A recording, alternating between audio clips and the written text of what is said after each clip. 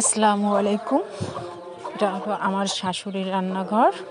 তো আমি এখন দেখাচ্ছি আজকে আমাদের বাড়িতে কি কি রান্না হলো। এই যে অনেকগুলো গরুর মাংস আলু দিয়ে রান্না হলো। এটাতে আছে ডাল আরও এক পাতিল আছে। এটাতে অল্প একটু চিংড়ি মাছ আছে খাওয়ার পরে। এটাতে আছে করলা ভাজি,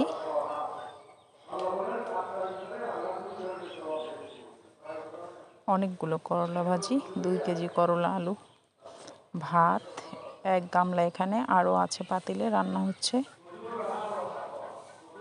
এই হচ্ছে মুরগি দিয়ে রান্না করা হচ্ছে, মিষ্টি কুমড়া আর এক পাতিল ডাল।